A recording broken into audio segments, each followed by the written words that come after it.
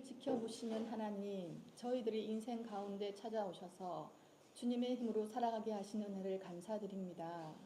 창세기 마지막의 야곱과 요셉의 죽음처럼 우리들도 언젠가는 하나님 앞에 서게 될 때에 이 땅 가운데서 하나님께서 명령하신 대로 살아가려고 노력하였다 고백하게 하여 주시고 한 주간 하루마다 최선을 다하는 삶을 살게 하여 주옵소서. 주님, 공부하는 자녀들에게 주님의 위로와 담대함을 주셔서 지치지 않고 완주해 냈을 때의 기쁨과 희열의 경험을 주시고 꿈을 찾아 나서는 용기도 주시옵소서. 직장과 사업장에 있는 성도들에게는 일하는 보람과 사회 구성원으로서의 자부심을 느낄 수 있도록 하여 주시고 자녀를 둔 부모에게는 하나님께서 우리에게 맡기신 귀한 생명들을 위하여 끊임없이 기도의 창고를 쌓아나가게 하여 주시옵소서. 또한 부모님을 모시고 있는 자녀에게는 건강한 몸과 마음을 주셔서 부모님의 행복한 노후와 함께 자녀도 같이 위로를 받고 행복한 삶이 되게 하여 주세요. 주님, 작은말 소리교회 식구들이 변하지 않는 하나님을 의지하며 감사함으로 살아갈 수 있도록 힘을 더하여 주시고 삶이 기도가 되게 하시고 이웃을 이해하고 섬기는 데 있어서 입장의 동일함을 온전히 실천하며 살아가는 저희들이 되게 하여 주옵소서. 벌써 한 해의 반이 지나갑니다. 다시금 저희들의 신앙과 삶의 흔적을 뒤돌아보게 하시고 날마다 새로워지고 선택의 순간에 구체적으로 행동하는 성도가 되게 하여 주시옵소서. 요셉처럼 고난 가운데서 하나님께서 주신 복의 진리를 찾아내는 저희들이 되도록 하여 주시옵소서. 예수님의 이름으로 기도합니다. 아멘. 그러나 죽은 사람이 어떻게 살아나며 그들은 어떤 몸으로 옵니까? 하고 묻는 사람이 있을 것입니다. 어리석은 사람이여, 그대가 뿌리는 씨는 죽지 않고서는 살아나지 못합니다. 그리고 그대가 뿌리는 것은 장차 생겨날 몸 그 자체가 아닙니다. 밀이든지 그 밖에 어떤 곡식이든지 다만 씨앗을 뿌리는 것입니다. 그러나 하나님께서는 원하는 대로 그 씨앗에 몸을 주시고 그 하나하나의 씨앗에 각기 고유한 몸을 주십니다. 모든 살이 똑같은 살은 아닙니다. 사람의 살도 있고 짐승의 살도 있고 새의 살도 있고 물고기의 살도 있습니다. 하늘에 속한 몸도 있고 땅에 속한 몸도 있습니다.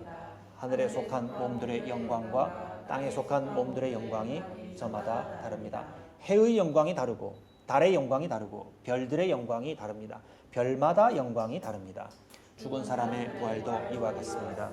썩을 것으로 심는데 썩지 않을 것으로 살아납니다. 비천한 것으로 심는데 영광스러운 것으로 살아납니다. 약한 것으로 심는데 강한 것으로 살아납니다. 자연적인 몸으로 심는데 흉한 몸으로 살아납니다. 자연적인 몸이 있으면 신령한 몸도 있습니다. 성경의 첫사람 아담은 산 영이 되었다고 기록한 바와 같이 마지막 아담은 생명을 주시는 영이 되셨습니다. 그러나 신령한 것이 먼저가 아닙니다. 자연적인 것이 먼저요, 그 다음이 신령한 것입니다. 첫사람은 땅에서 났으므로 흙으로 되어 있지만 둘째 사람은 하늘에서 났습니다. 흙으로 빚은 그 사람과 같이 흙으로 되어 있는 사람들이 그러하고 하늘에 속한 그분과 같이 하늘에 속한 사람들이 그러하고. 함께 읽겠습니다. 흙으로 빚은 그 사람의 형상을 우리가 입은 것과 같이 우리는 또한 하늘에 속한 그분의 형상을 입을 것입니다. 아멘. 몸의 부활을 믿습니다. 는 제목으로 사도신경 강해하도록 하겠습니다. 사도신경을 쭉 살펴보면서 우리가 믿음으로 고백하는 내용 중에는요, 전능하신 하나님 천지의 창조주로부터 시작하여 우리가 질문하는 사람들에게 증거가 이것이요, 눈에 보이는 이것이 바로 당신이 묻는 질문에 대한 하나님에 대한 증거요 라고 제시할 수 없는 것이 상당히 많이 있습니다. 시작부터 그래 했죠. 오늘 우리가 고백한 몸의 부활을 믿습니다 하는 것도 지금 성경 구절의 시작전부터 어떤 사람의 질문이 나오듯이 어떻게 몸의 부활이 일어날 수 있습니까? 라고 묻는 것과 같이 보십시오. 죽었다가 살아난 증거가 바로 이겁니다. 한번 따져보십시오. 이렇게 되지 않겠어요? 어제도 일어나고 오늘도 일어나고 있어요. 이렇게 증거로 제시할 수 있는 것이 아니라는 사실입니다. 35절 말씀 보면 이렇게 묻죠. 죽은 사람이 어떻게 살아나며 그들은 어떤 몸으로 옵니까? 어릴 때 이런 질문 많이 해봤죠. 지금은 우리의 그 호기심들이 좀 많이 무뎌져 가지고 이런 질문들을 많이 안 하는지 모르겠습니다. 저 어릴 때 그런 질문 많이 했어요. 어떻게 그렇게 돼요? 어떻게 그럴 수 있어요? 이런 질문을 많이 했는데요. 성경은 그런 질문으로 다시 우리를 부릅니다. 죽은 사람이 어떻게 다시 살아난단 말이야? 어떻게 그럴 수 있어요? 라고 묻고 있죠. 이런 질문에 대해서 바울의 접근은 이것이 이렇게 되지 않겠는가? 정확한 증거가 이것입니다 라고 제시하기보다 우리가 믿는 바가 무엇인지 잘 설명을 해줘요. 설명. 그 차이를 이해하시겠습니까? 더 이상 토를 달지 못하도록 입을 막을 수 있는 어떤 눈에 보이는 증거를 제시하는 것이 아니라 우리의 믿음은 이렇습니다 하고 설명한다 이 말입니다. 36절을 보세요. 이렇게 답해요. 어리석은 사람이여 그대가 뿌리는 씨는 죽지 않고서는 살아나지 못합니다. 그리고 그대가 뿌리는 것은 장차 생겨날 몸 그 자체가 아닙니다. 밀이든지 그 밖에 어떤 곡식이든지 다만 씨앗을 뿌리는 것입니다. 그러나 하나님께서는 원하시는 대로 그 씨앗에 몸을 주시고 그 하나하나의 씨앗에 각기 고유한 몸을 주십니다. 이 설명이 좀 어렵죠. 하나의 씨앗을 가지고 설명을 하는 거예요.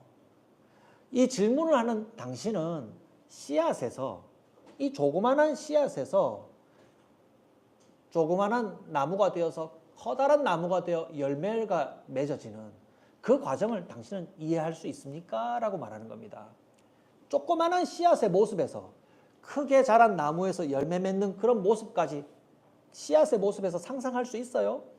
전혀 상상할 수 없어요. 씨앗은 그저 작은 조각에 불과했는데 그것이 그 작은 조각의 모습과 전혀 상상할 수 없는 나무와 이파리와 열매를 맺어들이는 전혀 다른 모습으로 마치 다시 태어난 것과 같은 모습을 보이더라는 겁니다.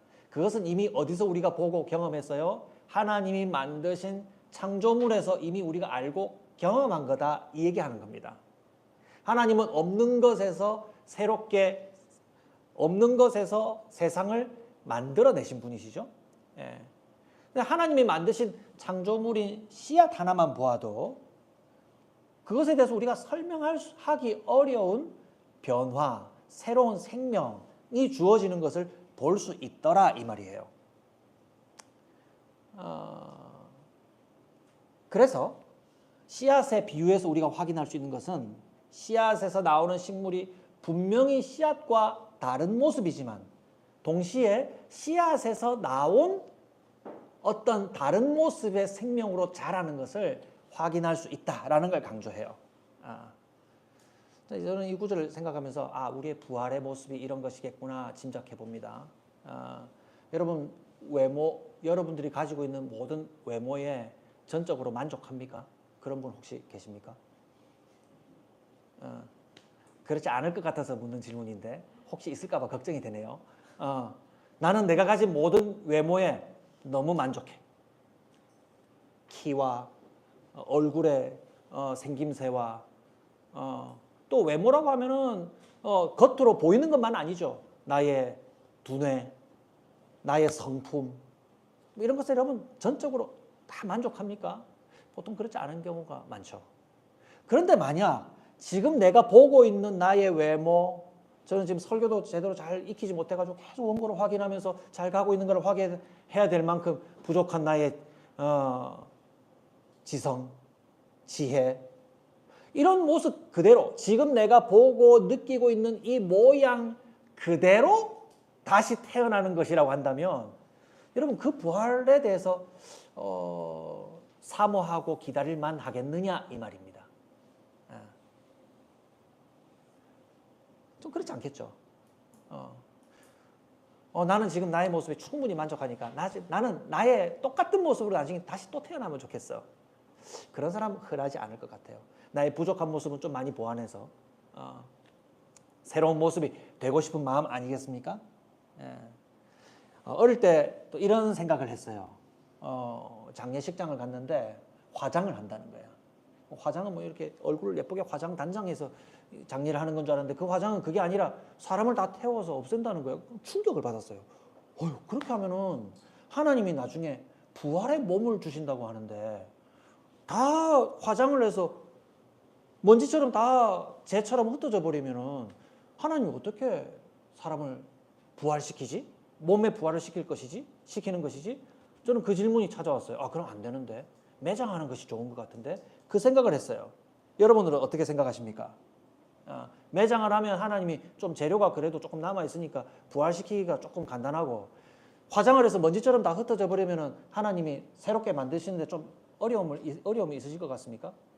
하나님이 우리에게 새로운 부활의 몸을 주시는데 예전에 있었던 우리 눈, 팔다리 다 조합해서 그 DNA를 찾아가지고 조합하는 방식으로 우리에게 부활을 허락하실까요?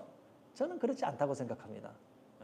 마치 씨앗의 모습에서 나무의 형상을 전혀 예상할 수 없었듯이 하나님은 오늘 우리가 지금 알고 느끼고 경험하고 있는 우리의 외모와는 전적으로 차원이 다른 완전한 몸의 부활을 주실 것이다 라는 것을 우리는 믿어요.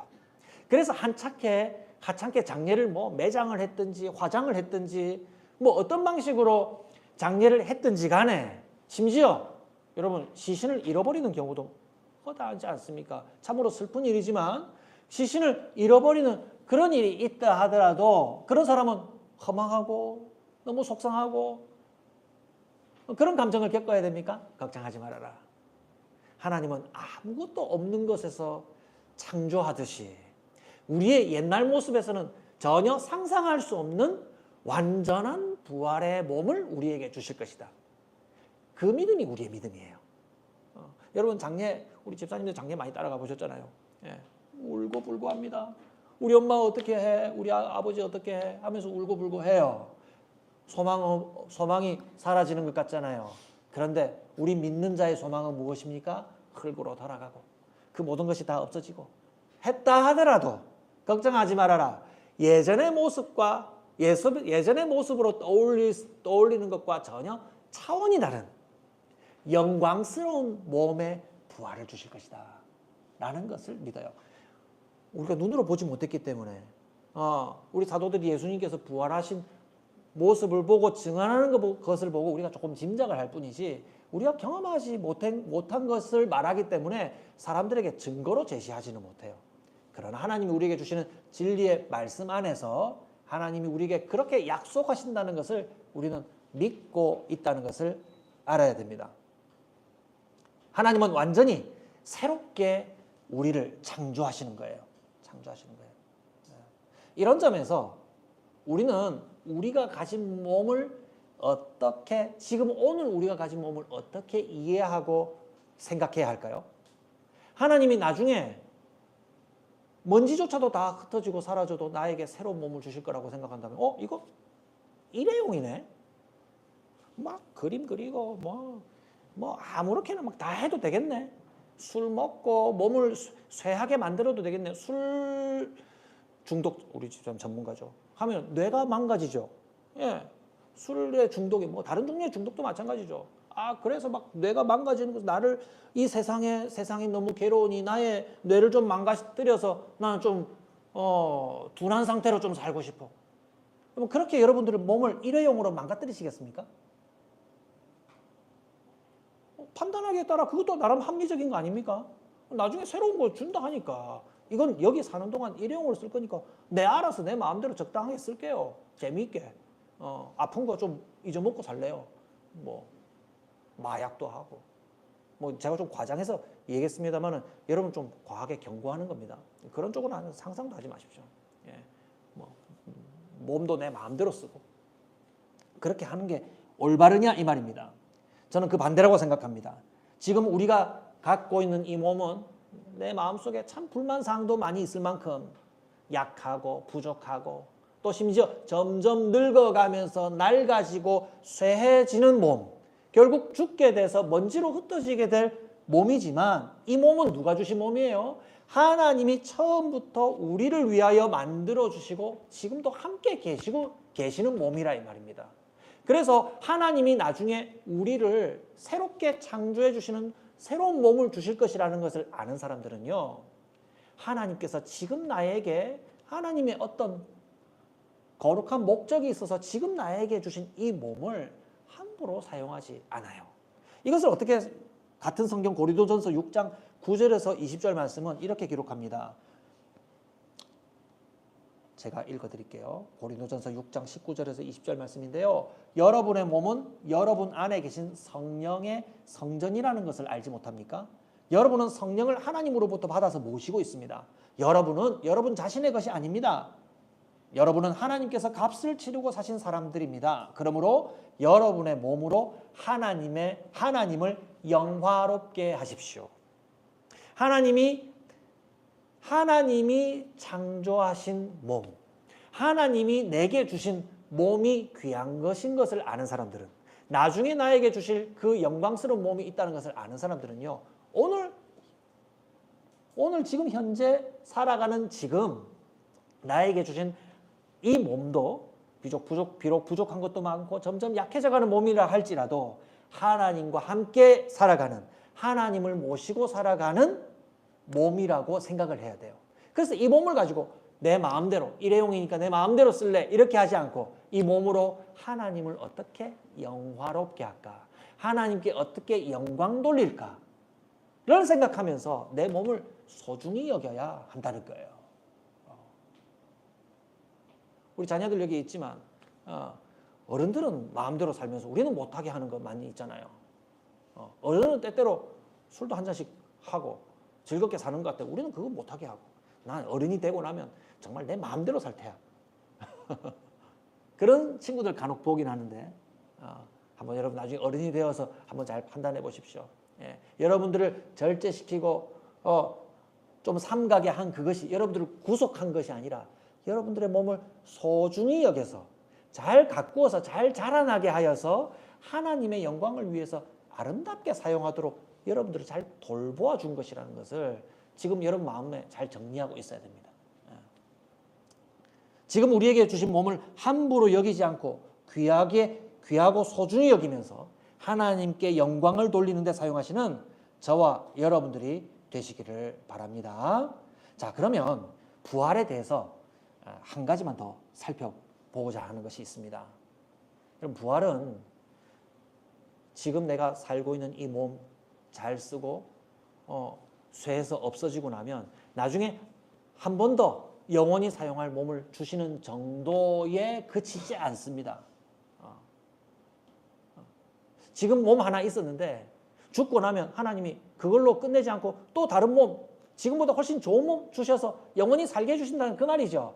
참 좋네 하는 그 정도가 부활이 아니다라는 겁니다. 그거보다 더 좋은 의미가 있어요.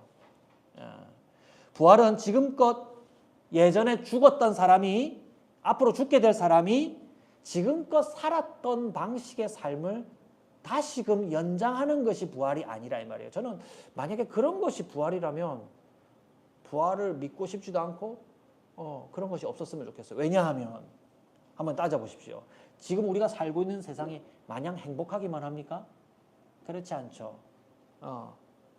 불법에 괴로움을 당하고 아무도 다른 사람들을 가엾게 여겨주지 않으려고 하는 세상, 언제든 싸움이나 전쟁이 일어날지도 몰라라고 두려움을 가져야 하는 세상 속에서 우리가 살고 있지 않습니까?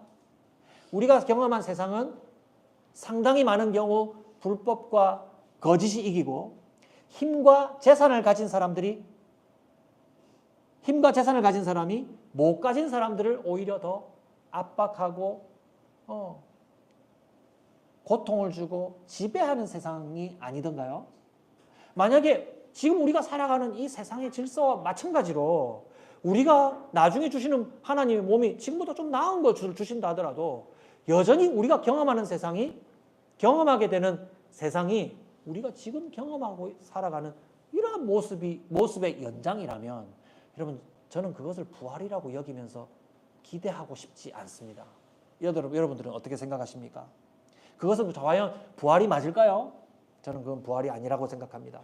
부활은 우리가 그동안 이 세상에서 경험해 오고 앞으로도 많이 경험해야 할 모든 불의와 비정함과 폭력 앞에서 그동안 억울함과 눈물과 죽음으로 고통스러워했던 사람들이 하나님의 엄중한 심판 앞에서 이제는 옳다 여기심을 받고 불쌍히 여기심을 받으며 평화의 보상을 받는 것, 그것이 합당한 부활이라고 저는 믿습니다.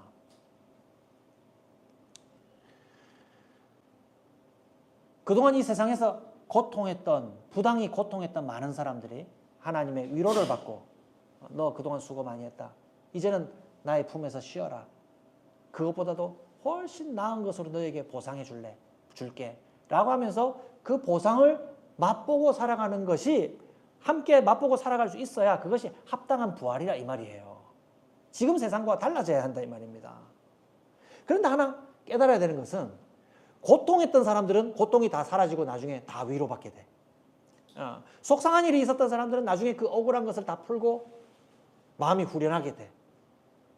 단순한 그런 공식이 아니라 그것은 지난주 우리가 살펴보았던 죄인이 고통 주는 세상 속에서 우리가 살고 있었다는 그 문제를 함께 풀어야 하는 숙제가 있어요. 조금 어려운 거니까 조금만 집중을 한번 해보십시오. 예. 우리가 고통했던 것, 내가 속상해했던 것, 나중에 하나님 만나면 다 해결해 주시고 내 눈물 닦아 주시고 나는 거기서 행복하고 평안하게만 살아갈 거야 라고만 단순히 생각할 문제가 아니라, 여러분 이 세상에서 나는 그냥 고통만 당하고 억울함만 당하고 두려워하고만 살았습니까? 그렇지 않고요. 나도 여전히 크기만 달랐을 뿐이지 죄를 가지고 누군가를 고통하게 하고 억울하게 만들고 속상하게 만들고 나는 잘 모르지만 깨닫지 못했지만 내가 모르는 틈에 내가 깨닫지 못하게 다른 사람들을 억울하게 만들고 속상하게 만들고 고통 주었을 가능성이 있죠. 저는 충분히 그렇게 했다고 생각합니다. 드러나는 것과 또 그것이 얼마나 크게 나타났느냐의 차이일 뿐이지 나도 역시 다른 사람들에게 고통 주는 죄인의 세상 속에서 살았던 사람들이라는 점에서 똑같다 이 말이에요. 그래서 하나님이 나중에 다 보상해 주시고 위로해 주시고 갚아 주신다라고 하는 그 보상이 있는 부활은요, 내가 가지고 있는 죄의 문제도 함께 풀어야 하는 문제가 있다 이 말입니다. 하나님이 우리를 부활하게 하실 때 이 모든 문제를 함께 푸신다면 나도 다른 사람들을 속상하게 하고 다른 사람들에게 고통을 주고 다른 사람들을 두려워하게 한 적이 있었겠는걸?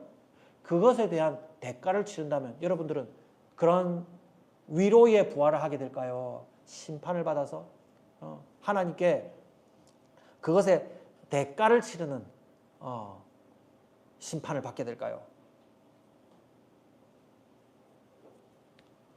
좀 우려스럽지 않습니까? 예, 그런 의미에서 우리 모두가 그런 의미에서 우리가 죄인임에도 불구하고 하나님이 주시는 부활을 할 것을 우리가 어떻게 기대해야 될까요? 우리가 만약 이런 죄인으로만 이 삶을 마친다면 우리의 죽음 이유는 우리가 기대하는 평화의 보상이 아니라 남에게 고통을 준 것에 대한 처벌의 심판만 남게 될 것입니다. 여러분, 만약에 이렇게만 우리의 삶이 맞춰지게 된다면 누구의 뜻이 이루어지게 되는 겁니까? 거짓으로 우리를 죄악에 빠뜨리면서 우리를 이끌었던 마귀의 뜻이 이루어지는 것 아닐까요? 그래서 하나님은 우리에게 그러한 마귀의 뜻이 이루어지지 않도록 어떤 부활을 이루어 주십니까? 우리가 믿는다는 부활은 그러면 영 우리에게서 멀어지는 것일까요? 그렇지 않습니다. 우리가 매주마다 고백하는 우리의 몸의 부활을 믿습니다 라고 하는 것은 우리가 죄를 짓지 않고 우리의 의를 이루어서 하나님 앞에 합당한 판단을 받고 부활하는 것이 아니라 하나님의 의로 이루어지는 부활을 우리는 믿습니다라는 것을 기억하십시오. 우리의 의로 우리는 부활의 자격을 얻는 것이 아니라 하나님의 의로 우리는 부활을 이루게 됩니다. 쉽게 말하면 우리 때문에 이루어지는 것이 아니라 하나님 덕분에 이루어지게 된다는 거예요. 이것을 로마서 3장 21절에서 24절 말씀에는 이렇게 기록합니다. 제가 읽어드릴게요. 로마서 3장 21절에서 24절.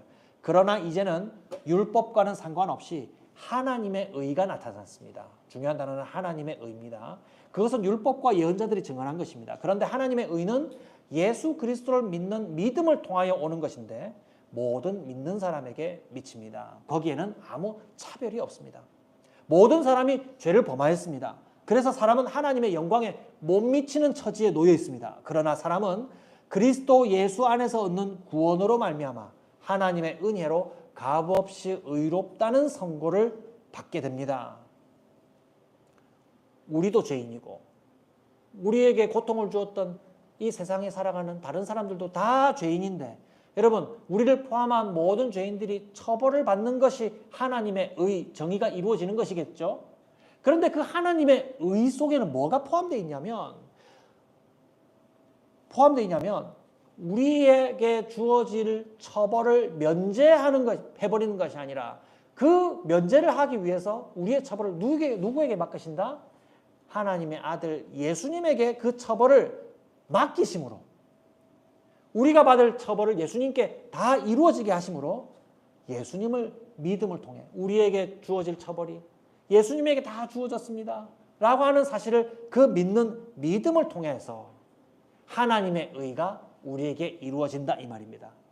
하나님의 의가 우리의 죄를 대신 지시는 예수님을 통해서 이루어진다는 사실을 믿는 사람들은 다른 죄인들과 달리 처벌을 받지 않고 의로운 자의 부활을 얻을 자격을 얻게 되는 것입니다. 우리도 마땅히 고통을 받아야 되지만 고통받을 자가 받을 보상을 받는 고통을 받는 자는 보상을 받지 못하고 처벌을 받아야 되겠지만 의로운 자가 받게 되는 보상을 받는 부활을 얻게 된다 이 말입니다. 이것이 우리가 이번 주에 묵상하셨던 42절 이하에 설명하는 말에 해당이 됩니다. 죽은 사람들의 부활도 이와 같습니다. 참 이해하기가 어려웠죠. 썩을 것으로 심는데 썩지 않을 것으로 살아납니다. 이건 수학도 아니고 물리도 아닙니다. 이 세상 방식으로는 이해가 안 되는 겁니다. 썩을 것으로 심었는데 썩지 않을 것으로 살아납니다. 심판받아야 하는데 심판받지 않는 의로운 자로 살아나게 된다 이 말입니다. 비천한 것으로 심었는데 영광스러운 것으로 살아납니다. 약한 것으로 심었는데 강한 것으로 살아납니다. 자연적인 몸으로 심었는데 신령한 몸으로 살아납니다. 자연적인 몸이 있으면 신령한 몸도 있습니다. 45절 46절에 예수님을 설명합니다. 성경에 첫사람 아담이 산 영이 되었다고 기록한 바와 같이 마지막 아담은 생명을 주시는 영이 되었습니다. 이 마지막 아담은 예수님을 가리키는 겁니다. 예수님 마지막 아담이신 예수님께서 생명을 주시는 영이 되셔서 예수님을 믿는 자가 자연적인 것으로 썩을 것으로 비천한 것으로 영원한 것 썩지 않을 것을 얻을 수 없으나 하나님이 주시는 신령한 몸 부활의 몸을 얻게 된다라고 얘기하는 겁니다. 여러분 이 부활은요 이중반전이에요. 죄인으로서 심판받을 줄 알았는데 의로운 자의 자격을 얻게 되는 것 하나와 하나는 내가 이 세상에 살면서 고통하고 속상해하고 눈물을 흘렸고 두려움에 떨었던 그 모든 고통에 대한 보상까지 얻게 되는 것. 벌받지 않고 부활하며 그리고 그 부활이 내가 이 세상에서 고통하고 속상했던 것들에 대한 보상까지 주어지는 이중적인 보상, 반전이 이루어지는 부활이라 하는 겁니다. 하나님이 위로하시고 우리를 보상해 주신다 이 말입니다. 여러분 이 사실을 믿는 사람들은 이러한 질문을 할 수 있겠죠. 기독교 믿는 사람들은 참 편하다. 죄 많이 짓고 살아갔는데 예수님이 그 죄를 다 대신해 주시고 나중에 그 죄를 형벌로 받지 않을 뿐만이 아니라 천국에서 다 보상까지 받게 된다고 하니까 너희들은 참 편리하네 라고 생각하는 사람들의 생각과 같이 우리가 이 세상을 살아가면서 아까 우리의 몸을 함부로 다루었던 것과 마찬가지로 마음껏 죄를 짓고 살아갈까요? 저는 그 반대라고 생각합니다. 하나님이 우리의 죄를 면해 주시기 위해서 아들이신 예수님을 보내어 그 죄에 대한 대가를 다 치르셨고, 그 모든 일들을 통해서 죄에 대한 처리를 이만큼 주님께서 중요하게 다룬다는 것을 알고 있는 사람, 그리고 하나님이 위로하고 보상하시려는 사람들이 있다는 것에 대한 깨달음이 있는 사람들은요, 함부로 다른 사람들에게 고통 주는 죄, 하나님의 마음을 아프게 하는 죄, 예수님이 대가를 치르셔야만 하는 그 죄악을 함부로 짓고 살아가지 않는 그러한 의로운 사람으로 점점 변해가야 하는 것이 마땅한 일이 됩니다. 죄인의 세상에서 불의와 멸시와 두려움의 고통 속에서 살아가는 사람들을 오히려 위로하고 돌보는 사람으로 변화하게 됩니다. 오늘의 말씀을 정리하면서 이 두 가지를 꼭 기억하시길 바랍니다. 매주마다 몸의 부활을 믿는다고 고백하는 사람들은요, 첫 번째, 자신에게 주신 지금의 몸을 귀하게 여기고 소중히 돌보는 사람이 되어야 합니다. 나는 다른 사람들보다 나는 소중해. 다른 사람들에 비해서 나는 더 존귀해.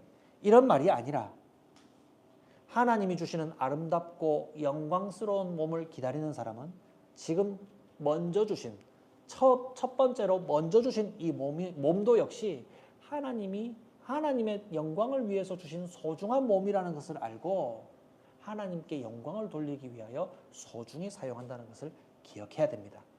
나중에 새 몸을 주실 것이라고 생각하면서 오늘 내게 주신 몸을 소모적으로 해롭게 하는 사람은 지금 여기 우리의 몸과 함께 계시는 성령님을 모시고 살아가려고 하는 사람이 아니라는 것.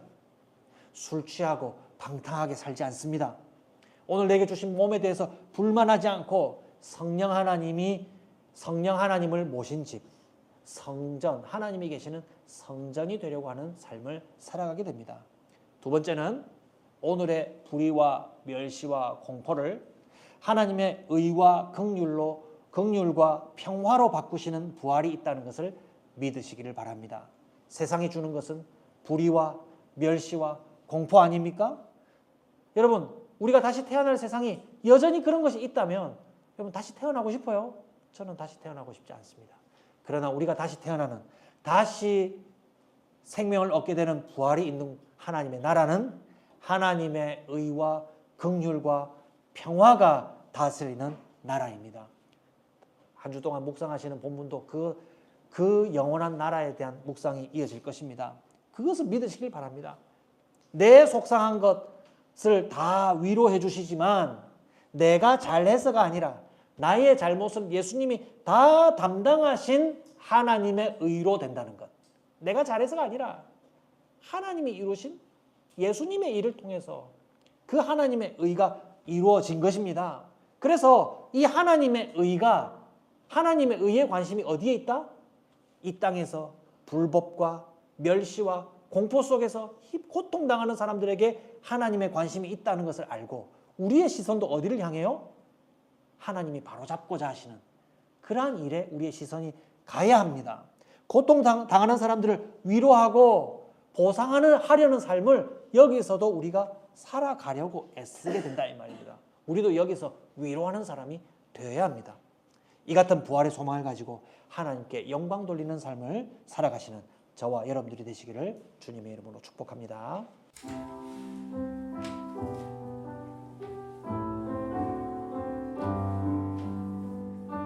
모든 상황 속에서 주를 찬양할지라.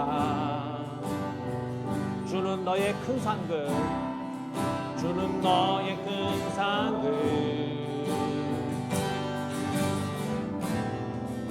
큰 도움이시라. 주의 얼굴 구할 때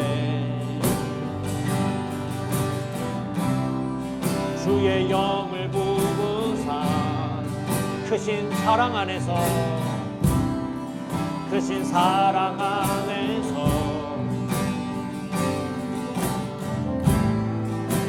주를 보게 하소서.